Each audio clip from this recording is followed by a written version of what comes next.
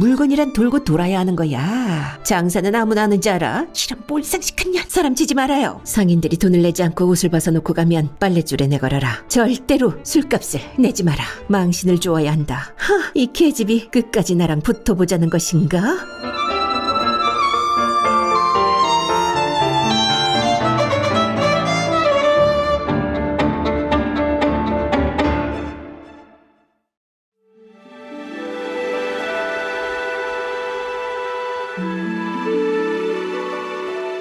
일곱 번째 이야기. 약재상으로 산을 타다.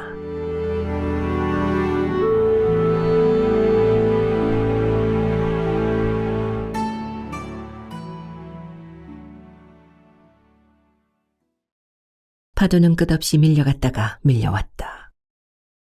하얀 포말이 밀려와 바위를 때리고 산산이 부서졌다. 만덕은 목사 신광익과 판관 한유추의 배려로 기적에서 빠져나왔다. 이제 무엇을 할 것인가? 최연중은 이루지 못할 사랑을 비관하여 스스로 목숨을 끊었다. 이럴 줄 알았으면 그에게 잘해줄 것을.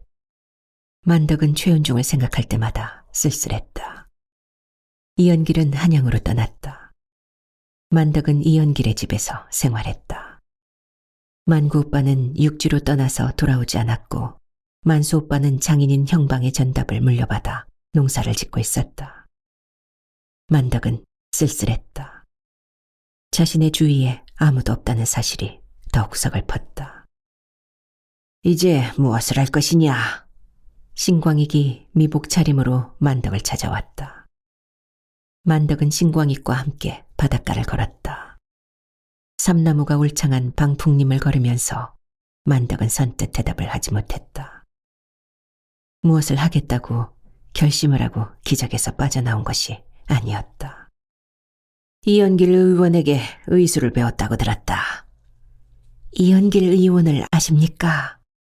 몽수 이연길을 모르는 사람이 어디 있겠느냐? 이연길 의원에게 약간의 의술을 배웠을 뿐입니다. 하면 의원을 열어 배운 것을 실천해야 하지 않느냐? 예, 하오나 저의 의술이 너무나 부족합니다. 만덕은 스스로 의원을 열겠다고 생각한 적이 없었다. 사또께서는 언제까지 제주에 계실 생각입니까? 아무래도 오래 있지는 못할 것 같다. 신광익의 얼굴이 어두워졌다. 어찌하여 그렇습니까? 탐나를 사랑한다고 하지 않았습니까? 심내복의 움직임이 심상치 않다. 심내복은 누구입니까? 제주에 유배를 온 자다. 심내복의 본관은 청송이고 아버지는 심의견, 작은아버지는 심정연이다. 이 인좌가 난을 일으켰을 때 심내복의 삼촌인 심성연과 심의견 형제가 연루되어 채용되었다. 얼마 전에 나주의 벽서 사건이 수습되고 5월에 과거를 실시했는데 심정연이 변서를 써내 처형되고 소론도 숙청당했다. 심정연의 변서는 경종을 지지하고 영조를 비판하는 글이었다. 심정연을 비롯하여 관련자들이 모두 사형을 당하고 심내복은 제주 정의연에, 심시일가는 제주 각처에 유배되었다. 제주에는 영조를 임금으로 인정하지 않는 김일경의 가족을 비롯하여 윤지도 유배를 와 있었다. 심내복은 조영득, 유동원 등과 자주 어울리고 있었다. 영조의 원수인 이들이 제주도에 유배를 와 있어서 신광익은 초미에 관심을 기울이고 있었다. 그 자들이 역모를 꾸밀 가능성이 있습니까? 사람의 일을 어찌 알겠느냐? 신광익은 우울해 보였다. 저기 한라산이구나. 저기에 오른 적이 있느냐? 신광익이 화제를 바꾸었다. 만덕은 제주에 살았으나 한 번도 한라산에 오른 적이 없었다. 없습니다. 내 언제 저기에 오를 것이니라. 사또께서 오르실 때 저도 데리고 가십시오. 저 또한 올라가 보고 싶습니다. 그러자꾸나. 신광익이 웃었다. 만덕은 신광익과 헤어져 집으로 돌아오자 의원을 열었다. 신광익은 만덕에게 본초 강목을 비롯하여 여러 가지 의서를 보내주었다. 만덕은 환자를 보면서 틈틈이 의서를 들여다보았다. 이연길이 의원을 열었던 집은 집 앞으로 바다가 훤히 보이고 집 뒤에는 대숲이 있어서 바람소리가 좋았다. 만덕이 의서를 읽으면서 소리를 하고 있을 때 천영로의 기생 계월이 초췌한 얼굴로 찾아왔다. 계월은 만덕보다 3살이 위로 15에 머리를 얹고 무수한 남자들과 정을 통했다. 계월은 뜻밖의 양매창을 앓고 있었다. 언니는 아주 고약한 화류병을 앓고 있네. 언제부터 이 병을 앓고 있었어요? 만덕은 혀를 차면서 계월에게 물었다. 이미 수삼 년이 되었어. 계월이 수심에 잠긴 얼굴로 말했다. 언니는 어디 깊은 산속이나 물 좋은 곳에서 요양을 하면서 살아야 돼. 관계일을 계속하다가는 언니뿐 아니라 언니와 살을 섞는 남자들까지 양매창으로 죽을 거야.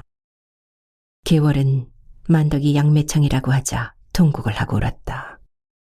만덕은 계월에게 선유양탕, 단분환, 방풍통성산을 처방해 주었다. 만덕은 계월이 울면서 돌아가자 가슴이 저렸다. 기생일을 하면서 무수한 남자들과 정을 통했기 때문에 화류병이 생긴 것이다. 만덕도 기적에서 빠져나오지 않았으면 화류병에 걸릴 수도 있었다. 나는 갈 곳이 없다. 너도 혼자 지내고 있는데 내가 네 수발을 들면 안 되겠니? 계월이 사흘 만에 만덕을 찾아와서 물었다. 천영누는 어떻게 되었어요? 양매창이라고 하니까 어서 나가라고 하더라. 기적에서 빼준대. 만덕은 선뜻 대답을 할 수 없었다. 혼자 사는 것이 쓸쓸하기는 했으나 기녀 출신 두 여자가 사는 것도 남들 눈에 곱게 보이지 않을 것 같았다. 나를 노비로 생각해도 괜찮아. 네가 시키면 무슨 짓이든지 할게. 계월이 무릎을 꿇고 엎드려서 울었다. 만덕은 계월의 손을 잡아 일으켰다. 그럼 그냥 자매처럼 지냅시다. 만덕은 계월과 같이 지내기로 했다. 계월은 비록 양매창을 앓고 있었으나 바지런했다. 아침 일찍 일어나 마당을 쓸고 밥을 지었다. 만덕은 계월의 양매창을 정성스럽게 치료하기 시작했다.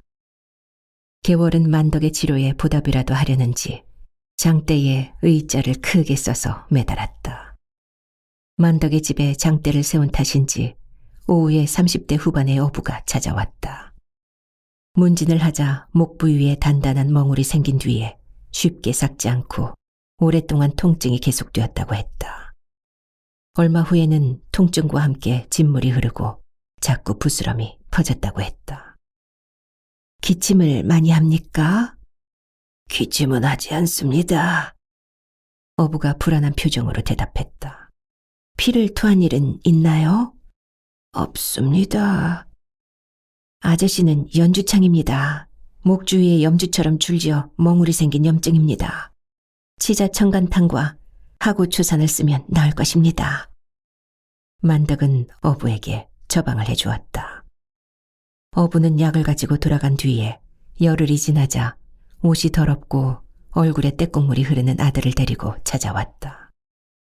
7살쯤 된 아들의 머리에 두창이 있었다. 대풍창, 문둥병이 아닌가 의심을 했으나 그냥 두창일 뿐이었다. 아이를 맡겨두고 가셨다가 저녁에 데리러 오세요. 만덕이 어부에게 진맥을 하고 말했다. 의원님, 머리에 큰 병이 생겼습니까? 어부가 불안한 표정으로 물었다. 아이 어머니가 집에 없지요? 예, 몇 해 전에 병으로 죽었습니다. 아이는 너무 오랫동안 씻기지 않아서 이런 병이 생긴 것입니다. 제가 여기서 씻기고 약을 발라줄 테니 이를 보고 돌아오십시오. 아유, 그렇게까지 하시면 제가 송구스러워서 어떻게 합니까? 걱정하지 말고 다녀오세요. 만덕은 웃으면서 어부를 돌려보냈다. 네 이름이 뭐니? 만덕은 어부가 멀어지는 것을 바라보다가 아이에게 물었다. 성근이요. 아이가 흰 이를 드러내놓고 웃었다. 만덕은 솥에 물을 가득 붓고 불을 지펴서 따뜻하게 끓인 뒤에 아이의 옷을 모두 벗기고 씻어주었다. 머리까지 감기고 아이의 옷은 빨았다. 그러나 아이에게 입힐 옷이 없어서 만덕의 속치마와 속저고리를 입혔다. 아이의 옷은 볕에 말렸다. 사내 아이가 갑자기 계집애가 되었네. 개월이 깔깔대고 웃었다. 어부는 저녁때가 되어서 아이를 데리러 왔다. 만덕은 볕에 말린 옷을 아이에게 갈아입혔다. 어부는 아이가 말끔해진 것을 보고 감격하여 어쩔 줄을 몰라 했다. 이건 회구, 이건 소금에 절인 갈치입니다. 어부는 생선으로 약값을 치르고 돌아갔다. 언니, 우리도 자맥질이나 할까? 날씨가 푹푹 찌는 한여름이었다. 가만히 앉아 있어도 땀이 줄줄 흘러내리자 만덕이 개월에게 말했다. 자맥질을 할 줄 알아? 내가 제주도 비바리인데 자맥질을 못할까? 그래, 그럼 바다로 가자. 만덕은 개월과 함께 잠뱅이를 걸치고 두렁박과 두렁박 밑에 달아 채취한 해산물을 넣어두는 망사리를 챙겼다. 준망사리는 작은 그물망으로 허리에 감고 물속에 들어가기 위해 준비하고 바닷속 바위 위에 달라붙은 전복을 떼어낼 때 쓰는 길쭉한 쇠붙이 비창, 해조류를 캘 때 사용하는 정개 호미도 챙겼다. 제주도에는 잡녀들이 많았다. 제주도 여자들 누구나 자맥질을 할 줄 알아 깊은 바다까지 들어갔다. 만덕도 개월과 함께 바다에 들어가 자맥질을 했다. 자맥질을 하다가 지치면 바위 위에 앉아서 노래를 불렀다. 너영 나영 둘이 둥실 놀고요. 낮에 낮에나 밤에 밤에나 참 사랑이로구나. 아침에 우는 새는 배가 고파 울고요. 저녁에 우는 새는 님 그리워 운다. 높은 산, 산상봉, 외로운 소나무. 누구를 믿고서 왜 홀로 앉았나. 백록담 올라갈 땐 누이 동생 하더니 한라산 내려오니 신랑 각시하는구나. 일락서산의 해는 뚝 떨어지고요. 월출 동력에 둥근 달이 솟아오네. 저 달은 둥근 달 산 넘어가고요. 이 몸은 언제나 님 만나 함께 사나. 그렇게 자맥질을 하고 바위 위에 앉아서 노래를 부를 때면 제주 목사 신광익이 말을 타고 와서 보고는 했다. 이금니 목사님이 오셨네. 개월은 신광익이 저만치 있으면 부끄러워 어쩔 줄을 몰라 했다. 만덕이 개월과 함께 집으로 돌아오자 젊은 아낙네가 평상에 앉아 있었다. 어디가 아파서 오셨어요? 만덕은 농부의 아낙 같은 허름한 옷차림의 여인을 살피며 물었다. 여인은 한쪽 발에 집신도 신고 있지 않았다. 30살을 조금 넘긴 듯 했으나 건늙어 보이는 아낙네였다. 발이 너무 아픕니다. 아낙네가 자신의 발을 만덕의 앞에 내놓으며 잔뜩 얼굴을 찌푸렸다. 아낙네의 엄지발가락이 퉁퉁 부어 있었다. 어찌하다가 이렇게 되었어요? 만덕이 혀를 찼다. 밭일을 하다가 돌불이 튀었는데 상처가 퉁퉁 부었습니다. 상처가 굶었어요. 이런 것은 진작 치료해야지. 이렇게 곪을 때까지 그냥 두고 있으면 어떻게 해요? 만덕은 아낙네에게 말을 거는 척하다가 갑자기 퉁퉁 부은 발가락의 종기를 엄지손가락으로 힘껏 눌렀다. 그러자 아낙네가 비명을 지르면서 사색이 되었다. 아낙네를 부축하던 개월이 깜짝 놀라 당황한 표정을 지었다. 아낙네의 발가락에 있는 종기가 터지면서 썩은 피고름이 흘러나왔다. 아낙네는 잇따라 비명을 질러댔고 만덕은 피고름을 남김없이 짜냈다. 어른이 왜 이렇게 엄살을 피워요? 종기를 터뜨리지 않으면 발가락을 잘라내야 돼요. 발가락을 잘라내고 싶어요? 만덕이 호통을 치자 안악내는 비명도 지르지 못하고 눈물을 흘렸다. 안악내의 얼굴은 고통 때문에 거의 파랗게 변해 있었다. 만덕은 고름을 모두 짜낸 뒤에 고약을 바르고 헝겊으로 싸맸다. 안악내는 나흘이 지나서 종기가 났던 발가락이 아물자 보리쌀 2되를 가지고 왔다. 종기 환자 외에는 한 달 동안 병자가 없었다. 이러다가 우리가 굶어 죽지 않을까 모르겠네. 개월이 웃으면서 말했다. 쌀 떨어지면 잡녀짓이라도 해야지 뭘 걱정이요. 만덕은 의서를 보다가 말고 웃었다. 제주도 여자들은 누구나 잡녀일을 하기 때문에 굶어 죽을 일은 없었다. 그때 40대의 펑퍼짐한 안악내가 조심스럽게 찾아왔다. 안악내는 만덕과 개월을 번갈아 쳐다보면서 어디가 아픈지 시원하게 말을 하려고 하지 않았다. 눈자 위는 붉고 실핏줄이 얽혀 있었다. 어디가 아파서 왔어요? 만덕은 안악내를 진맥하면서 물었다. 속이 답답하고. 어디서 왔어? 만덕은 안악을 쳐다보지 않고 물었다. 건이프 포구에서 색주가를 하고 있어요. 병이 워낙 더러워서. 안악이 말끝을 흐렸다. 음식창을 앓고 있어요? 음식창은 성병을 말한다. 예. 어디 봐요. 예? 치마를 들치고 속옷을 내려서 보여주세요. 아유, 어떡해. 병을 고치려면 속히 치마를 들치세요. 음문을 보여주어야 치료를 할 수 있어요. 만덕이 엄중한 표정으로 말했다. 색주가에서 온 안액은 그때서야 치마를 들치고 속옷을 끄집어내렸다. 만덕은 색주가 안악의 비밀스러운 곳을 살폈다. 이 병은 하감창이에요. 예? 하감창은 남녀가 씻지 않고 불결하게 상합하여 성기가 붓고 아픈 것입니다. 소변이 찔끔찔끔 나오지 않았어요? 색주가 안악이 속옷을 끌어올리다가 화들짝 놀란 표정으로 만덕을 쳐다보았다. 맞아요. 이 하감창은 이미 오래되었어요. 거기가 짓물러서 피고름이 나오니 청결하게 하면서 약을 써야 나아요. 만덕은 색주가 안악에게 용담 사간탕과 팔정산을 지어주었다. 이튿날은 겸창 병자가 찾아왔다. 불과 20살도 되지 않는 어부의 종아리에 축축하고 악취가 나는 종창이 발생하여 걷지도 못하고 있었다. 만덕은 그 어부에게 팔불탕과 연교 폐독산을 지어주었다. 만덕이 의원을 연 지 얼마 되지 않았기 때문인지 환자들이 좀처럼 오지 않았다. 환자들이 오지 않으니 약재라도 준비하자. 만덕은 남장을 하고 개월과 함께 약초를 캐러 다니기 시작했다. 본초 강목에 따라 한약에 쓰이는 약재들을 정성스럽게 채취하고 뿌리를 캐서 말렸다. 약초를 채취하면서 좋은 차를 만들어 신광익에게 보내주기도 했다.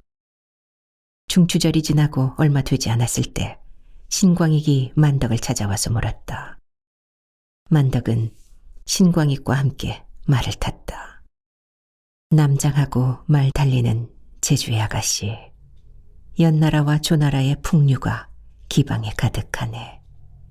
한번 금채 찍들어 푸른 바다를 가리키고 봄풀 자라난 석성곁을 세 바퀴 도네. 다투어 집집의 귤나무 바라보며 곳곳에서 준말을 달리네. 아리따운 아가씨를 훈련시켜 북방으로 보내 진작 무부에게로 시집가게 하리. 신광수가 제주에 머무를 때 지은 시였다. 제주에 말이 많았기 때문에 기생들도 말을 타는 훈련을 했다. 만덕도 기회를 배우면서 틈틈이 기마수를 배웠었다. 매양아, 내일 한라산에 오를까 하는데 어떠냐? 신광익이 만덕을 집에까지 데려다 준 뒤에 물었다. 저는 언제든지 오를 수 있습니다. 만덕은 크게 기뻐했다. 제주에 살면서도 한 번도 한라산에 오른 일이 없었다. 만덕은 한라산의 높은 봉우리를 볼 때마다 언젠가는 반드시 한라산에 오르리라고 생각했었다. 이튿날 새벽에 신광익이 만덕을 찾아왔다. 만덕은 간단하게 먹을 것을 준비해가지고 신광익을 따라 한라산 산 밑으로 말을 타고 달려갔다. 날은 아직 밝지 않았고 동력이 겨우 희미하게 밝아오고 있었다. 해가 떠오를 무렵 성판악에서 산을 오르기 시작했다. 단풍이 곱게 물든 울창한 잡목 사이로 산을 오르는 오솔길이 있었다. 길은 골짜기를 따라 구불구불 이어지고 넝쿨과 바위들이 앞을 막아서곤 했다. 신광익은 앞에서 오르면서 칼로 넝쿨을 쳐내고 나뭇가지를 베어내었다. 산을 오를수록 길이 가파라지고 숨이 차올랐다. 어떠냐? 산이 험하여 힘들지 않느냐? 한식경을 오르자 신광익이 걸음을 멈추고 만덕에게 물었다. 만덕은 벌써부터 땀이 배어나고 숨이 찼다. 그래도 산을 오를수록 숲에서 청량한 녹향이 풍겼다. 힘이 들어도 오를 것입니다. 조선의 명산을 백두산, 금강산, 한라산이라고 하는데 제주에 살면서 어떻게 한라산을 오르지 않겠습니까? 만덕이 웃으면서 말했다. 이제 비로소 해가 떠오르기 시작하여 나뭇가지 사이로 햇살이 비치기 시작했다. 비록 네가 제주에 살더라도 이 여자가 한라산에 오르는 것은 처음일 것이다. 정녕 그라옵니까? 조선의 여자들이 어찌 산을 오르겠느냐? 과연 그럴 것 같습니다. 만덕은 가쁜 숨을 몰아쉬면서 산을 올랐다. 길도 없는 험한 골짜기였다.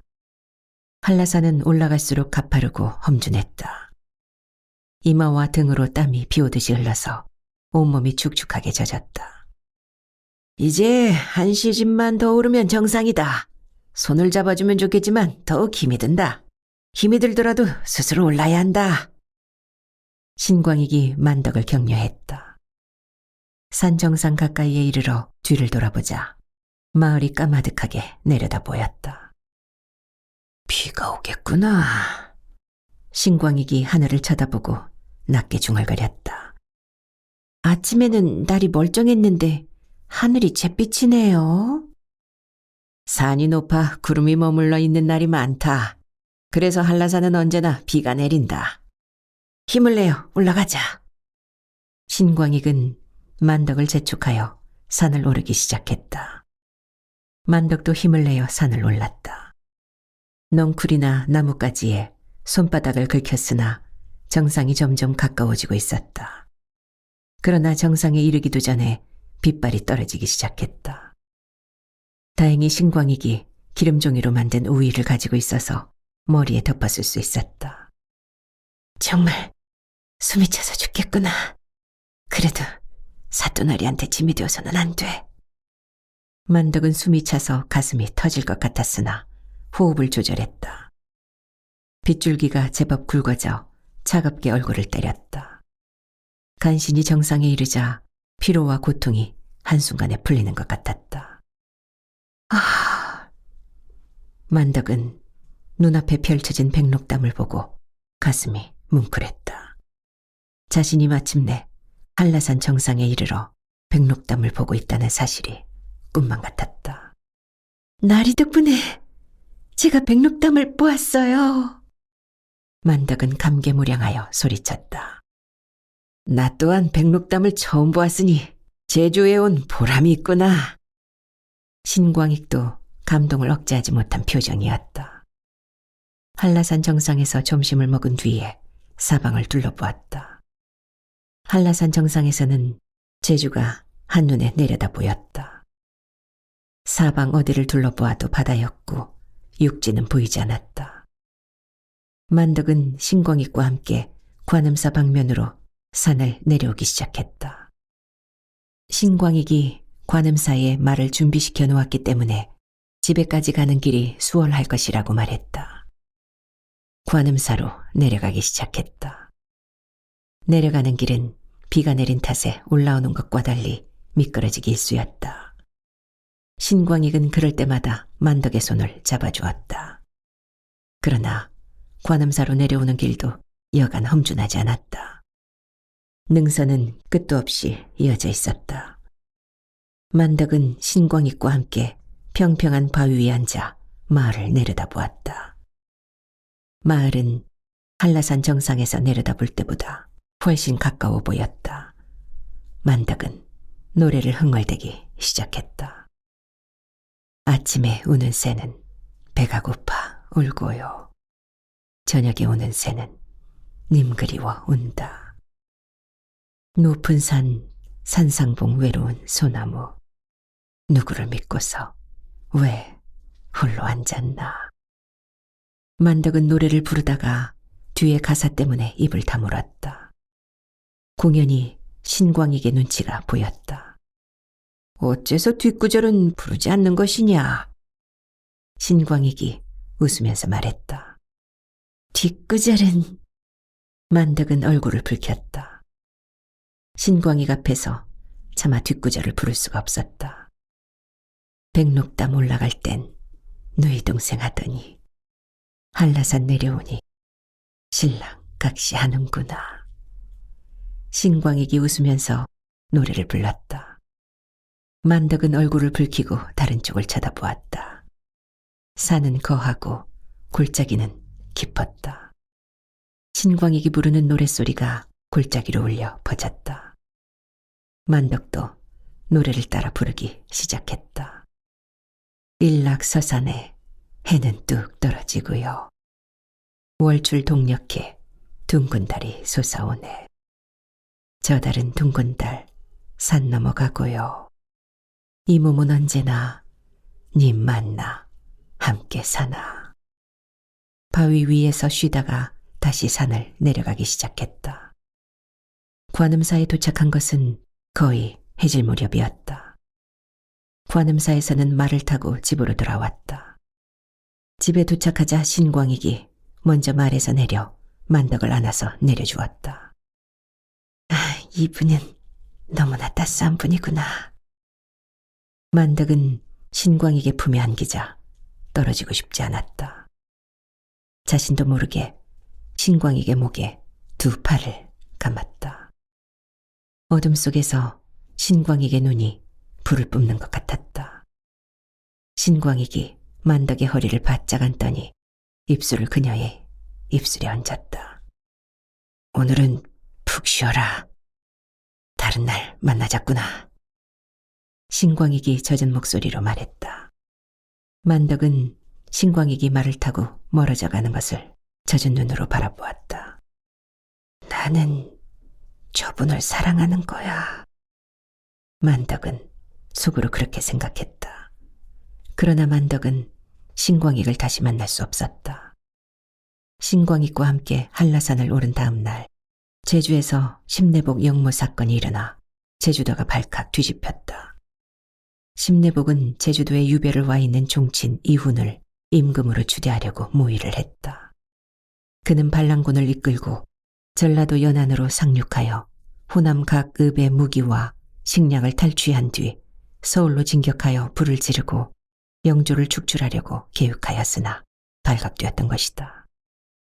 심내복은 한양으로 압송되어 진국을 받다가 사망하고 이후는 거제도로 유배되었다가 왕명을 받고 자진했다.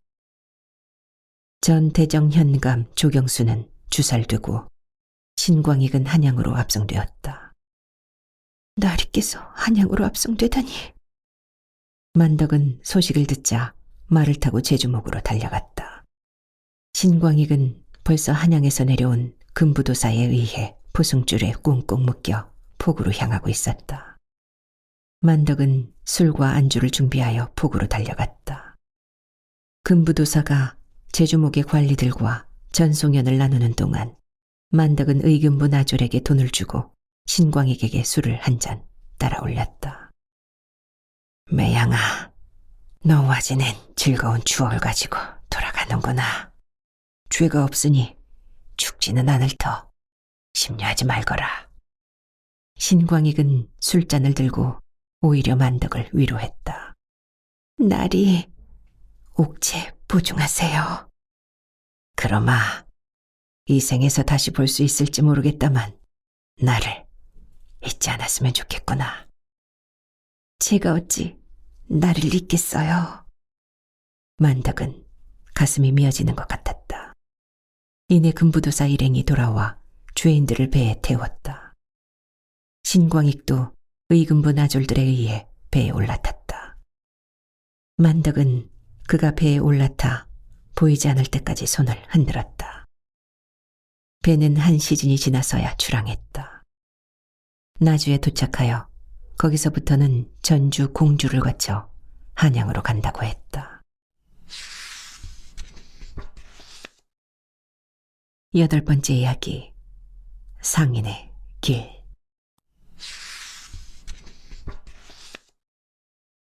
신광익을 압송하는 배가 가물가물 멀어졌다.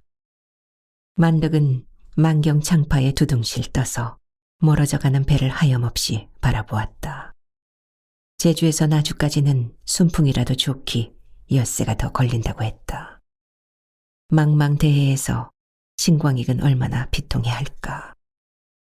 나주에 이르러서도 전주와 공주를 거쳐 한양에 이르려면 좋기 열흘이 걸릴 것이다. 그리고 의금부에 이르면 모진 고초를 당하리라. 신광익의 죄는 제주에서 반란을 일으키려고 한 사건을 미리 막지 못한 것이었다.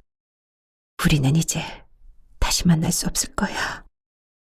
만덕은 신광익이 압송되자 바다를 바라보면서 며칠 동안 울었다. 떠난 사람을 자꾸 생각하면 뭐래. 그저 바람이라고 생각해. 개월이 만덕의 어깨를 감싸 안고 말했다. 개월은 만덕이 정성껏 치료를 하는데도 병이 점점 깊어지고 있었다. 그래, 한낱 기생이 무슨 사랑을 해. 만덕은 한가할 때 약초를 캐러 다니기 시작했다. 처음에는 자신이 사용하는 약초를 스스로 마련할 생각으로 약초를 캐러 다녔다. 자네가 약재를 많이 가지고 있다고 하는데 나에게 좀 팔게. 정의연의 허 의원이 만덕을 찾아와서 말했다. 제가 어디 약초를 팔려고 준비했나요? 제가 쓰려고 준비한 약초입니다. 만덕은 약재를 파는 일을 사양했다. 그러지 말고 팔게. 이 약재를 잔뜩 가지고 있으면 뭘 하나. 약재도 결국 썩는 것이 아닌가. 그러시다면 필요한 것을 팔겠습니다. 만덕은 허 의원에게 약재를 팔았다. 허 의원은 약초를 캐러 다니지 않고 걸핏하면 약재를 사러 왔다. 허 의원뿐이 아니라 정의연이나 대정연의 다른 의원들도 만덕에게 약재를 사러 왔다. 의원 일을 해가지고는 돈이 벌리지 않고 약재가 돈이 되는구나. 만덕은 생각했던 것과 달리 약재가 돈이 된다는 사실을 알게 되었다. 만덕에게 치료를 받으러 오는 사람들 대부분이 가난한 천민들과 농민들이었다. 그들은 돈이 없어서 집에서 키운 닭을 한 마리 놓고 가거나 감자나 고구마, 생선을 놓고 가는 것이 고작이었다. 그러나 의원들은 돈을 갖고 있어서 약재값을 지불할 수 있었다. 만덕은 제주도 의원들에게 필요한 약재를 공급하기 시작했다. 만덕이 의도하지는 않았으나 그녀는 약재상이 된 것이다. 만덕은 환자들을 돌보는 틈틈이 약초를 캐러 다녔다. 만수 오빠의 아들도 약초를 캘 때 데리고 다니면서 그를 가르쳤다. 흉년과 질병으로 부모가 죽어 떠돌아다니는 거린들도 약초를 캐는데 데리고 다녔다. 하루는 약초를 캐러 나갔다가 돌아오다가 정의영 고개에서 박물장수를 만났다. 남장을 했어도 안하기구려. 그래 무엇을 팔러 다니시오? 박물장수가 나무 그늘에 걸터앉아 만덕에게 물었다. 박물장수의 나이는 얼추 40이 넘어 보였고 후덕해 보이는 인상이었다. 저는 약초를 캐러 다녀요. 아주머니는 뭘 팔러 다니세요? 만덕은 부채질을 하면서 박물장수의 얼굴을 쳐다보았다. 나야 온갖 것을 다 팔지. 색시도 구경이나 할라우? 박물장수는 만덕이 사양을 하는데도 보따리를 풀어 내용물을 보여주었다. 그 보따리에는 참빗, 비녀, 바늘, 연지분, 머리기름 같은 것들이 가득했다. 만덕이 살펴보니 물건들이 조잡하기 짝이 없었다. 하나 골라보시오. 이 비녀가 섹시에게는 잘 어울리겠네. 저는 비녀가 많이 있어요. 만덕은 박물장수의 비녀를 보고 고개를 흔들었다. 천영루에서 기녀 생활을 할 때 수많은 비녀와 가락지, 놀이개를 선물로 받아 배무람이 서너 개나 되었던 것이다. 그 중에는 금비녀도 있었으나 은비녀와 옥비녀가 가장 많았다. 그래? 그럼 그걸 나한테 파시오. 예? 내가 그것을 가지고 다니면서 팔 테니까 나한테 팔아. 내가 값을 후하게 쳐줄게. 물건이란 돌고 돌아야 하는 거야. 만덕은 폐물을 팔고 싶지 않았으나 박물장수는 기어이 집까지 따라왔다. 나는 기녀 일을 하지 않으니 이런 비녀는 필요하지 않을 거야. 만덕은 옥비녀 몇 개만을 남겨두고 다른 비녀를 모두 박물장수에게 팔았다. 다른 폐물은 훗날 기나게 쓸 데가 있을 것 같아 팔지 않았다. 안악내가 집요하게 물건을 파는구나. 만덕은 박물장수를 해보기로 생각했다. 약재상은 판매처가 한정되어 있었기 때문에 먹고 사는 것조차 어려웠다. 만덕은 여자들만 둘이 사는 것도 적적하여 저자에서 동냥을 하러 다니는 사내아이 둘과 여자아이 하나를 데려다가 집에서 키웠다.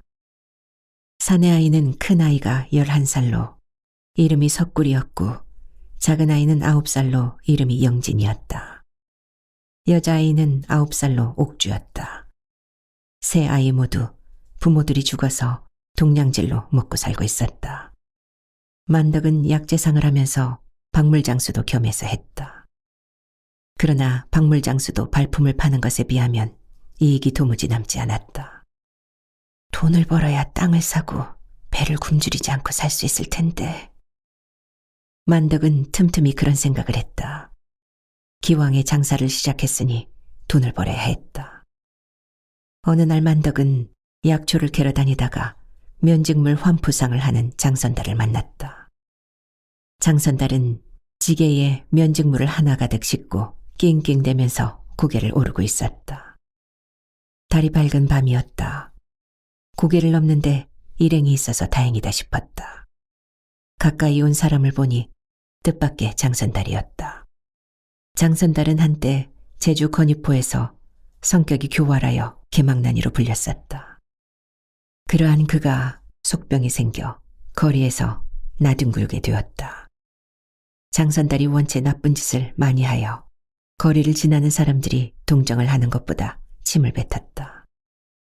건의포 조 의원에게 약재를 갖다 주러 갔던 만덕은 집으로 돌아오다가 배를 움켜쥐고 고통스러워하는 장선달을 발견했다.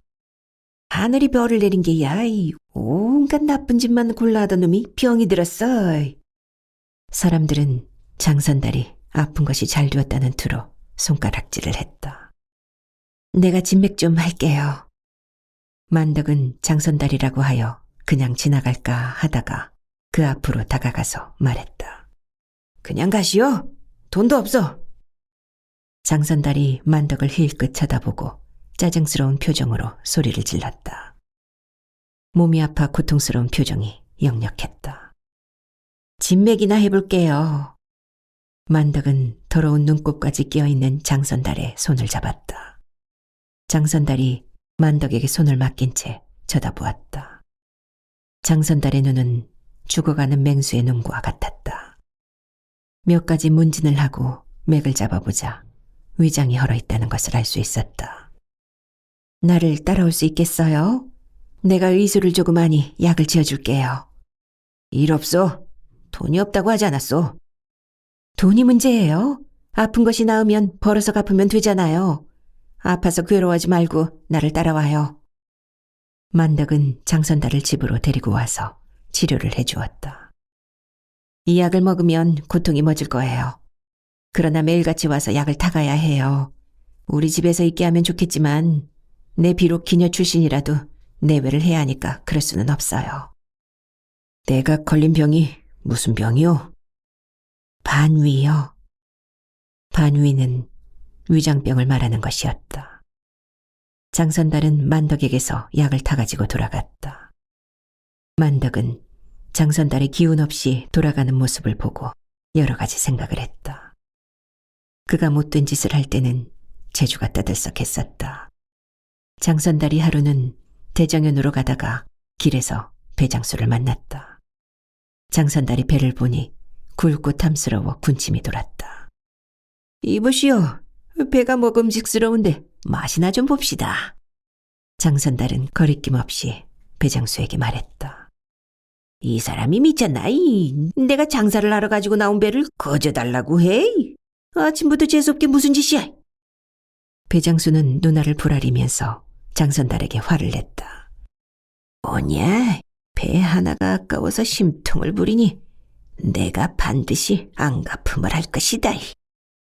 장선달은 속으로 이를 갈면서 한마장쯤 앞서가기 시작했다. 한참을 지나가다 보니 논에서 10여 명의 농민들이 일을 하고 있는데 여자도 있었다. 장선달은 그 가운데 가장 나이 젊고 아름다운 여인을 불러서 희롱하기 시작했다. 여인이여, 그대는 저통이 크고 허리가 잘록하니 유분지를 잘하겠다. 오늘 밤에 나하고 운우지정을 나누는 것이 어떠하냐. 장선달이 낄낄거리면서 말했다. 여인의 얼굴이 새빨개져 다른 사람에게 소리를 질렀다. 어디서 온 미친놈이 감히 여염의 아낙네를 희롱하는 것이냐. 농민들이 대노하여 장선달을 쫓아오기 시작했다. 장선달은 냅다 주랭랑을 치면서 마침 가까이 오고 있던 배장수에게 소리를 질렀다. 형님, 빨리 오시오. 촌놈들이 우리를 때리려고 하오. 배장수는 장선달이 느닷없이 형님이라고 부르자 실성한 놈이라고 생각했으나 농민들은 달랐다. 네가 저놈의 형인 모양인데 아우를 잘못 가르친 죄가 있으니 네가 대신 매를 맞아야 한다. 농민들은 배장수에게 주먹과 발길질을 우박처럼 쏟아부었다. 배장수는 느닷없이 봉변을 당했으나 어쩔 수가 없었다. 옷은 찢어지고 배는 쏟아져 깨지고 흩어졌다. 몸에는 성한 곳이 없을 정도로 상처가 생겼다. 여러분, 이 저놈은 내 동생이 아니오. 이 배를 공짜로 달라고 해서 주지 않았더니 꾀를 부려 나를 골탕 먹이려는 것이오. 나는 억울하오. 배장수가 사정을 한 뒤에야 농민들은 미안하다면서 풀어주었다. 배장수는 울면서 흩어진 배를 주워 모아 지게에 지고 가니 장선달이 기다리고 있었다. 그대가 배 하나를 아끼더니 맛이 어떤고? 장선달이 배장수를 희롱했다. 배장수는 분했으나 싸웠다가는 또 어떤 심수를 당할지 알 수 없어서 대답도 하지 않고 묵묵히 걸어갔다. 장선달은 느릿느릿 걸음을 떼어놓았다. 그때 한 역졸이 말을 끌고 오는 것이 보였다. 내가 여러 날 길을 걷다가 보니 다리가 부어 걸을 수가 없어. 미안하지만 이 다음 주말까지 말 좀 빌려 타고 갑시다. 역졸이 장선달의 행색을 보니 남루하기 짝이 없었다. 너는 어떤 유인인데 감히 말을 빌려 타려고 하느냐. 나도 다리가 아프지만 참고 걸으니 그따위 미친 수작을 하지 마라. 역졸이 눈을 부릅뜨고 호통을 쳤다. 네가 인색하게 구니? 네가 마땅히 봉변을 당하게 될 것이다. 우리 자식이로고. 역졸은 콧방귀도 뀌지 않고 가버렸다. 장선달은 어슬렁거리고 역졸의 뒤를 따라갔다. 역졸은 한참을 가다가 요기를 하기 위해 주막으로 들어갔다. 장선달이 옆집을 살피자 한 아낙네가 문을 열어놓고 바느질을 하고 있었다. 아낙네여, 내가 밤이 깊으면 그대의 방에 와서 한바탕 놀다 갈 것이니 몸을 단정하게 씻고 창문을 열고 나를 기다리라. 나는 주막에 머물고 있는데 흰 말을 타고 온 사람이다. 장선달은 여자가 당황하는 것을 보고 슬그머니 자취를 감추었다. 여자는 얼굴이 붉어져 남편에게 달려가 이를 알렸다. 남편이 대노하여 아들과 동생을 비롯하여 일가 친척들에게 모조리 연통하여 몽둥이를 들고 주막으로 달려가서 흰 말의 임자가 누구냐고 물었다. 나요. 역졸이 어리둥절하여 대답했다. 이놈이 백주대낮에 아낙네를 희롱한 놈이다. 남편이 역조를 향해 소리를 지르자 아들과 동생이 달려들어 불문 곡직하고 몽둥이로 어지러이 내리쳤다. 주막 주인이 말리고 손님들이 주막에 들어온 뒤로 역졸이 한 발자국도 나가지 않았다고 증언을 했다. 역졸은 그때서야 간신히 풀려났다. 그러나 역졸은 한참이나 사람들에게 얻어맞은 뒤였다.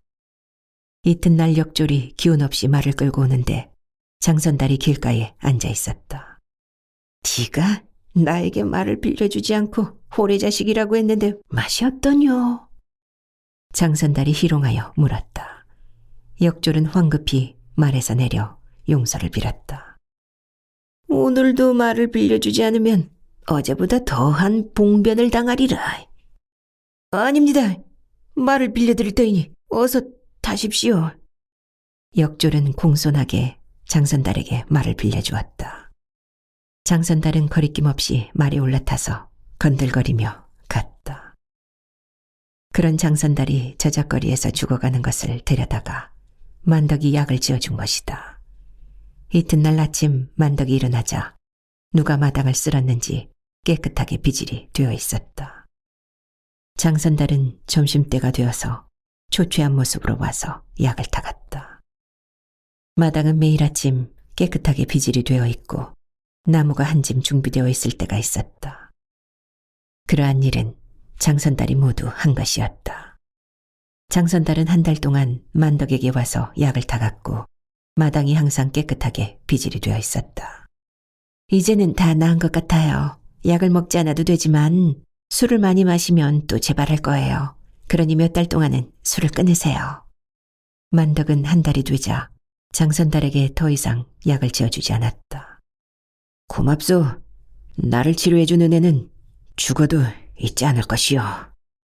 장선달은 진정이 담긴 목소리로 인사를 하고 떠났다. 그리고 그는 갑자기 장사를 하기 시작한 것이다. 아가씨가 이렇게 어두운 밤길을 다녀도 괜찮겠소? 길에서 나쁜 놈이라도 만나면 어찌할 생각이요? 장선달이 만덕과 나란히 걸으면서 물었다.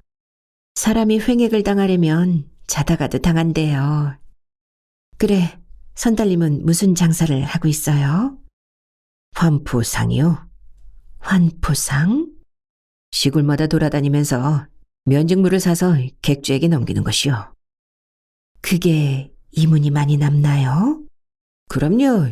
먼 곳까지 가서 면직물을 사나르는 것이 흠이지만 돈을 꽤 벌 수 있습니다. 만덕은 장선달의 말을 듣고 다음 날부터 제주를 돌아다니면서 면직물을 사모으기 시작했다. 조선의 시골 마을은 경제활동이 미미했기 때문에 돈이 귀했다. 부지런한 남자들은 나무를 베어 장작을 만들어 팔거나 집신을 엮고 아녀자들은 배틀에 앉아 배를 짜거나 양점을 했다. 여자들은 배틀로 짠 포목을 다시 재단하고 바느질하여 식구들의 옷을 해입힌다. 여자들이 부지런하지 않으면 식구들이 누더기 옷을 입거나 해진 옷을 입는다. 그러나 부지런한 여자들은 식구들의 옷을 해입힐 뿐만 아니라 장사꾼들에게 팔기도 한다. 조선의 환포상이 많은 것은 이런 특수한 사정 때문이었다. 아녀자들은 배를 짜서 생필품을 샀다. 조선에서는 아녀자들이 장에 나가는 일이 쉽지 않았다. 남자들에게 맡겨 장을 보라고 하면 주막에서 술을 마시고 빈손으로 돌아오는 일이 많았다. 그래서 마을마다 돌아다니는 박물장수나 보부상들에게 집에서 짠 면직물을 팔아 돈을 마련하고는 했다. 조선은 수공업으로 생필품을 생산했다. 간장, 고추장, 된장을 담그려면 소금이 필요하고 빨래를 할 때 쓰는 간수를 만들려고 해도 소금이 필요하다. 소금은 대부분 서해안에서 생산된다. 아녀자들은 소금을 사기 위해 배를 짜고 양잠을 하고 가축을 키워 판다. 농가에서 돈을 만지려면 손으로 직접 만든 상품을 팔아야 한다. 가죽신을 비롯하여 각종 옷감, 종이를 사람들이 손으로 생산하여 판다. 시골 마을에서 아녀자들이 면포를 생산하는 것도 돈이 필요하기 때문이다. 만덕은 아녀자들이 짜는 면직물을 농가마다 돌아다니면서 사들였다. 면직물을 등짐을 지고 다니는 것이 힘이 들자 말을 한 마리 샀다. 말을 끌고 다니자 편리한 점이 많았다. 물건은 비싸야 이익이 많이 남는구나. 만덕은 면직물 장사까지 했으나 제주도에서 생산되는 우황이 고가에 팔리는 것을 알게 되었다. 그녀는 먼 시골까지 가서 우황을 사다가 건의포에서 팔았다. 우황만 있고 갓은 없소? 기왕이면 갓도 사다가 파시오. 제주 갓이 팔도에서 가장 좋다는데 왜 그것을 팔지 않는 것이오? 육지에서 온 장사꾼이 우황을 사면서 말했다. 제주에는 말 목장이 있기 때문에 말총으로 만든 갓이 생산되었고 한양에서도 비싼 값으로 팔렸다. 그래, 제주 갓을 팔아야 돼. 제주 갓은 남자들이 생산한다. 만덕은 제주도 곳곳을 돌아다니면서 갓을 매집했다. 9번째 이야기. 물장사로 돈을 벌다. 제주에는 인구가 많지 않았다. 우황과 갓을 사다가 육지 상인들에게 팔아도 큰 이익이 남지 않았다. 게다가 객주들이 만덕이 가지고 온 면직물이나 우황과 갓을 사려고 하지 않았다. 만덕은 객주들이 값을 깎으려고 하는 것이 아닌가 하고 생각했으나 뜻밖의 최연중의 누이 동생 해월이 방해를 하고 있었다. 객주인 최유원은 최연중이 죽자 충격을 받아 시름시름 알아누웠고 객주를 이끌고 있는 것이 인근으로 시집갔다가 신랑 신영운과 함께 친정으로 돌아온 해월이었다. 신영운은 얼굴이 기름하고 눈이 우묵하게 들어가 항상 우울한 표정을 짓고 있었다. 두 사람 사이에 아들이 없어서 사람들이 뒤에서 수군거렸다. 해월이 혼이 나기 전에 좋아하는 남자가 있었대. 서로 정을 통하였나? 정을 통하기는 했는데 해월이 배신하고 신영운에게 시집을 갔대. 그래서 신영운과 사이가 좋지 않다는 거야. 바다에서 전복을 따고 미역을 캐는 잡녀들이 모닥불을 쬐며 수군거렸다. 만덕은 때때로 두렁박을 들고 나가 잡녀 일을 하기도 했다. 제주도 여자들은 대부분 10살만 되면 바다에 나가 헤엄치는 것을 익혀 잡녀 일을 배웠다. 해월과 정을 통한 남자는 누구야? 장선달이래. 설마 장선달은 거리에서 알량짓을 하고 있었잖아. 매일 술에 취해 살았는데 그런 사람과 해월이 정을 통해?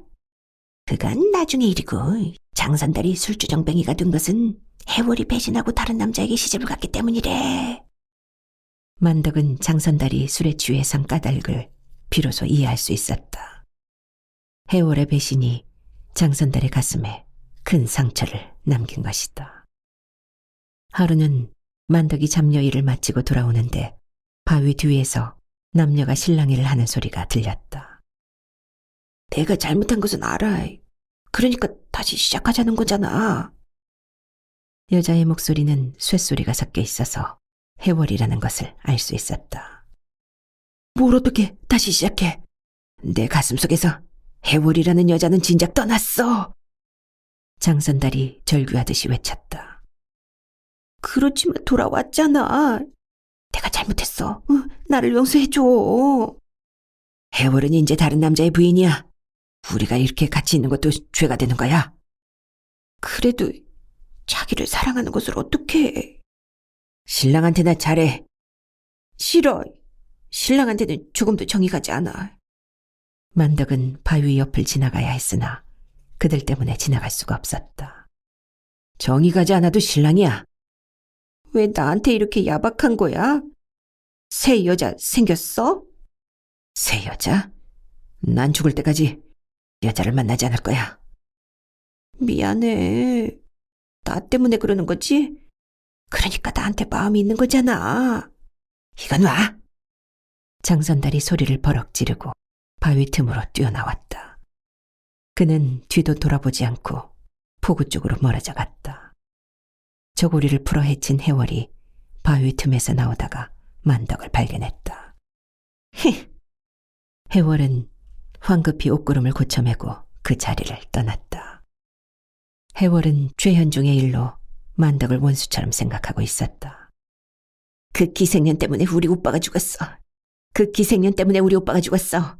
그 기생년의 물건은 누구도 사지 못하게 하라. 해월은 객주와 연관을 갖고 장사를 하는 상인들에게 엄명을 내렸다. 만덕은 가능하면 해월과 마주치지 않으려고 했다. 우리하고 무슨 철천지 원수가 졌다고 장사를 못하게 해? 여객 주인권을 갖고 있다고 해도 너무하는 거 아니야? 개월이 해월을 만나자 소리를 질렀다. 장사는 아무나 하는지 알아? 너희 같은 기생들이 장사를 하면 육지에서 온 상인들이 제주의 객주까지 무시해. 해월이 도도한 표정으로 말했다. 해월은 객주의 하인들까지 거느리고 있어서 위풍이 당당했다. 기생은 사람이 아닌지 알아? 그리고 우리가 아직도 기생인 줄 알아? 우리는 송량하고 양미이 되었어. 기적에서 나왔다고 기생이 아니냐? 우리가 기생질을 했으면 어때? 우레비 죽은 것을 우리에게 화풀이 하지 마. 보시 어째? 이런 몰상식한 년. 해월이 표독하게 소리를 질렀다. 몰상식해? 너보다는 많이 배웠다. 이년이? 해월이 느닷없이 개월의 뺨을 후려쳤다. 사람 치지 말아요. 개월 언니가 무슨 잘못을 했다고 사람을 때려요? 만덕이 화가 나서 소리를 질렀다. 너도 한번 맞아볼래? 해월이 만덕의 뺨을 후려쳤다. 만덕은 뺨에서 불이 일어나는 것 같았다. 눈물이 핑 돌았으나 바다에 뛰어들어 자진한 최현중의 얼굴이 떠올라 억지로 참았다. 조심하는 게 좋을 거야. 앞으로 내 눈에 띄면 용서하지 않을 거야. 해월은 치맛자락을 벌럭이면서 돌아갔다. 그 뒤를 하인들이 줄지어 따라갔다. 눈꼴씨여서 못 보겠네. 귀신은 뭐라고 있나? 저런 악독한 년을 잡아가지 않고. 개월이 입술을 깨물면서 발을 굴렀다. 구경을 하던 사람들이 웅성거리면서 돌아갔다. 만덕은 개월을 이끌고 집으로 돌아왔다. 만덕은 계속 장사를 하려고 했으나 해월의 방해는 계속되었다. 객주들이 만덕의 물건을 사려고 하지 않자 만덕은 포구 앞에서 난전을 벌였다. 그러나 해월은 하인들을 시켜 만덕의 물건을 짓밟았다. 철저하게 장사를 못하게 하는구나. 만덕은 물건을 챙겨가지고 돌아오면서 서글펐다. 그 무렵 천영루에도 큰 변화가 일어났다. 천영루의 주인 월중선은 심내복 영모 사건에 연루된 조영득의 첩이었다. 심내복 영모 사건이 발각되자 그 여파가 천영루에도 불똥이 튀겼다. 네가 유동원과 날마다 서로 왕래하면서 강익주의 딸인 월중선을 첩으로 만들어 송량시키지 않았는가? 조영득은 한양으로 압송되어 진국을 받았다. 송량은 월중선의 아비가 시킨 것입니다. 너의 사명제가 서로 왕래하지 않았는가? 우리 어미의 상사 때 잠시 모셨습니다. 그러나 영모를 모의한 일은 없습니다. 조영득은 영모에 관련이 없다고 한사코 부인했다. 저놈이 자백을 할 때까지 형을 가하라. 조영득은 처절한 고문을 당했다. 신이 기생첩을 얻어서 면천시켜 데리고 살았는데 본연의 슈주에와는 첩동서가 되어서 재물과 곡식을 서로 바꾸어 먹었습니다. 여러 죄인들과도 서로 왕래하였습니다. 조영득은 곤장을 맞아 피투성이가 되자 마침내 자백을 하여 대역부도로 참수되었다. 조영득이 기녀를 첩으로 삼았는데 기녀의 아비 강익주가 좌수였기 때문에 조영득이 관노인데도 이백을 하지 않았습니다. 그때 읍씨는 조경수인데 조영득 첩의 동생을 조경수가 첩으로 데리고 살았습니다. 그들의 모의에 대해서는 모르겠습니다. 월중선은 진국할 때 여러 차례 이름이 나오는 바람에 아비 강익주와 함께 한양으로 압송되어 국문을 받았다. 죄인 월중선은 이미 조영득의 첩이 되었으니 조영득의 음모에 대해서 모를 리가 없습니다. 청컨대 다시 왕부로 하여금 엄중한 형신을 가하여 실정을 알아내게 하소서. 사간 박성원이 아뢰었다. 죄인 강익주는 그의 공초 중에 월중선과 조영득이 간통한 뒤에 관에 고발하여 벌을 시행하게 했다고 했는데 여기에 숨긴 정상이 없는지 어떻게 알 수 있겠습니까? 청컨대 강익주를 철저히 신문하여 실정을 알아냄으로써 왕법을 바르소서. 사관원에서 아뢰자 영조는 이를 모두 윤허했다. 조영집, 조영철, 심양복은 형신을 받다가 죽었고 강익주와 월중선은 유배를 갔다. 행수기생인 월중선이 영모에 연루되어 처벌을 받자 천영루는 초상집이나 다를 바 없었다.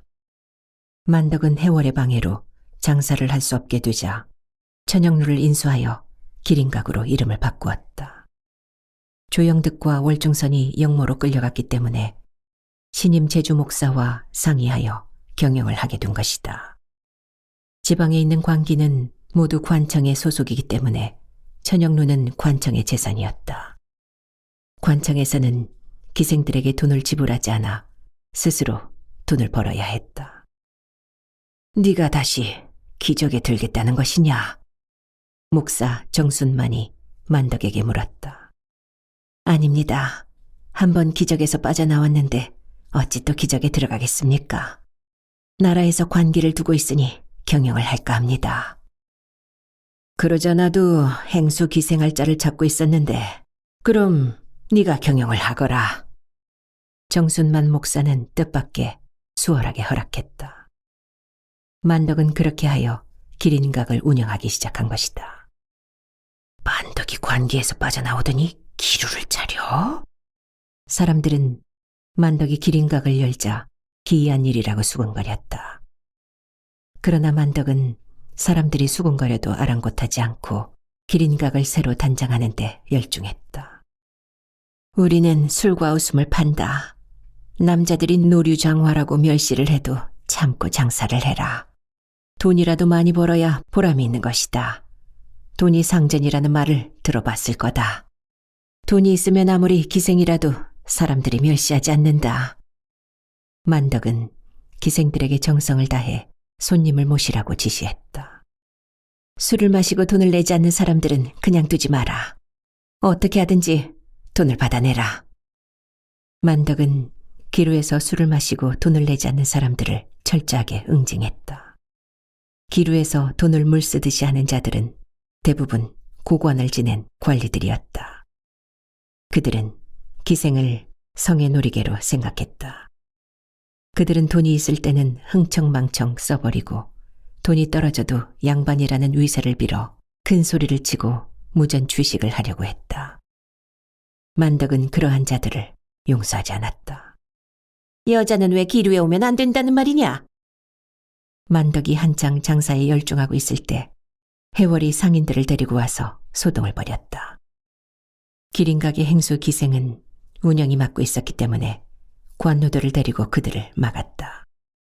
만덕이 의원 일을 보고 돌아오자 기린각이 어수선했다. 공연히 소란 피우지 말고 돌아가요. 아직까지 여자가 기루에 출입했다는 말은 들어본 적이 없어요. 운영은 해월을 돌려보내려고 했다. 여자가 출입을 하면 하늘이 무너지기라도 한답디까? 해월의 말에 사내들이 일제히 웃음을 터뜨렸다. 우리 기루에 와서 소동을 일으키는 이유가 뭐예요? 기린각의 소문이 파다하게 났더군요. 무슨 소문이 파다하게 납니까? 기루에서 술을 마시고 돈을 내지 않았다고 하여 남자들의 바지를 벗기고 내쫓았다고 하더군요. 기루에서 술을 마시고 돈을 내지 않았으니 옷이라도 벗겨야 하지 않소? 그래서 사대부들의 옷을 벗겨 모욕을 주었다는 말이오? 술 마시고 돈을 내지 않은 사대부는 얼마 되지 않고 대부분은 왈자나 상인들이더군요. 누가 뒤에서 조종을 하고 있더군요. 만덕이 기린각을 열고 얼마 되지 않았을 때 술을 마시고 돈을 내지 않는 자들이 있었다. 처음에는 다음에 와서 갚으라고 했으나 기이하게 돈을 내지 않는 자들이 많아졌다. 그리고 그들 대부분은 상인들로 최유원의 객주와 관련이 있는 자들이었다. 이는 해월이 나를 망하게 하려는 것이다. 만덕은 해월이 뒤에서 조종을 하고 있다는 사실을 눈치챘다. 이제부터 돈을 내지 않는 자들은 바지라도 벗어놓고 가게 하라. 만덕은 관노들에게 엄격하게 지시했다. 관노들이 술과 음식을 먹고 돈을 내지 않는 자들의 옷을 벗어놓고 가게 하자 해월이 화를 벌컥 냈다. 게다가 돈을 내지 않은 상인 중에 해월의 남편 신영은도 있었다. 그 계집이 나에게 끝까지 해보자는 거야? 그래? 그럼 더 많은 상인을 보내서 돈을 내지 않도록 해라. 해월이 상인들에게 지시했다. 상인들은 해월의 지시를 받자 기린각에 물려와 술값을 내지 않고 바지를 벗어놓고 갔다. 그들 중에는 그 일을 즐기기라도 하듯이 스스로 바지를 벗고 속바지 차림으로 돌아가는 자들도 있었다. 상인들이 돈을 내지 않고 옷을 벗어놓고 가면 그 모두 빨랫줄에 내걸어라. 만덕은 지지 않고 관노들에게 지시했다. 상인들이 술값 대신 벗어놓고 간 수백 벌의 바지가 기루 앞에 빨랫줄에 내걸렸다. 지나가는 사람들이 모두 손가락질을 하면서 웃었다. 지독한 계집이구나. 절대로 술값을 내지 마라. 해월은 만덕에게 치를 떨었다. 고의적으로 돈을 내지 않으니 망신을 주어야 한다. 바지에 주인 이름표를 달아라. 만덕은 빨랫줄에 널린 수백 벌의 바지에 이름표를 달게 했다. 제주는 그 일로 소문이 무성하게 나돌았다. 제주 기생 만덕이 악독한 여자라는 소문이 나돌고 빨랫줄에 내걸린 이름표를 확인하기 위해 아낙네들이 줄을 이었다. 상인들은 그때서야 황급히 돈을 가지고 와서 술값을 갚고 바지를 찾아갔다. 하! 이 계집이 끝까지 나랑 붙어보자는 것인가? 해월은 분을 참지 못해 하인들을 대거 데리고 온 것이다. 이모, 손님이니 모시세요. 만덕은 운영과 해월이 옥신각신하자 그들을 받으라고 지시했다. 해월이 데리고 온 상인들은 20여 명이나 되어서 시끌벅적했다. 그들은 거나하게 술판을 벌이고 기생들에게 노래를 부르고 춤을 추게 했다. 오늘 잘 놀았다. 내가 마침 돈을 가지고 오지 않았으니 나중에 보내줄 것이다. 해월은 자정이 가까워지자 자리에서 일어나 운영에게 말했다. 돈을 내지 않겠다는 말이에요? 운영이 눈꼬리를 지켜세우고 해월을 쏘아보았다. 내가 언제 돈을 내지 않겠다고 했나? 다음에 보내준다고 했지. 제주에서 여객 주인권을 가지고 있는 나를 믿을 수 없다는 것인가요? 이는 의도적으로 돈을 안 내려고 하는 것이 아닙니까? 그래서 내 옷이라도 벗길 셈이요? 해월이 야비하게 웃었다. 운영의 얼굴이 하얗게 변했다. 남자들이라면 바지를 벗길 수 있었으나 여자의 옷을 벗길 수는 없다. 어찌 안 여자의 옷을 벗기겠습니까? 그냥 가시되 증서를 하나 써주십시오. 증서라니? 무슨 증서를 쓰라는 거야? 모월 모일 기루에서 술을 마셨는데 돈을 내지 않았다고 쓰시죠. 그래야 나중에 송사를 벌일 수 있을 테니까요. 해월의 입술이 파르르 떨렸다. 증서를 쓰지 않으면 어찌할 거야? 굳이 안 쓰시겠다면 어쩔 수 없죠. 해월은 빙글빙글 웃으면서 의기양양하여 상인들을 데리고 돌아갔다. 그들이 돌아가자 운영과 계월이 분해서 펄펄 뛰었다. 해월을 곤란하게 만들 수 있는 방법이 있을 거야. 만덕은 어둠 속을 노려보면서 깊은 생각에 잠겼다. 다행히 그날 이후 해월은 기루에 오지 않았다. 계월 언니, 장선달님하고 상의해서 우황과 갓을 사모하여 절대로 우리가 사들이고 있다는 것을 다른 사람들이 알게 하지 마세요. 만덕은 비밀리에 우황과 갓을 사들이기 시작했다. 장선달은 만덕에게 치료를 받은 이후 항상 그림자처럼 따르고 있었다. 장선달을 볼 때마다 만덕은 해월이 떠올라서 씁쓸했다. 그러나 장선달은 만덕의 일을 하는 것을 기뻐했다. 계월은 장선달이 만덕을 좋아하는 것이라고 농을 했다. 우황구와 갓은 제주도에서 생산되는 것이 명품이기 때문에 계월과 장선달이 시골로 돌아다니면서 사들이자 서서히 값이 오르기 시작했다. 만덕은 3년 동안이나 우황과 갓을 사모아 기린가게 창고에 쌓아두었다. 최 의원의 객주에서 해월이 뒤늦게 우황과 갓을 사려고 하자 값이 폭등했다. 그러나 육지 상인들과 다량으로 계약을 한 해월은 울며 겨자 먹기로 비싼 값에 사서 육지 상인들에게 넘겨주었다. 우황과 갓이 더 오르기 전에 사들여라. 해월은 이미 오를 대로 오른 우황과 갓을 대량으로 사들였다. 만덕은 그때를 이용하여 창고에 보관하고 있던 우황과 갓을 폭등한 가격으로 팔았다. 만덕이 우황과 갓을 시장에 풀자 값이 폭락했다. 만덕은 그로 인해 많은 이익을 내고 해월은 값이 폭락해 막대한 손해를 보았다.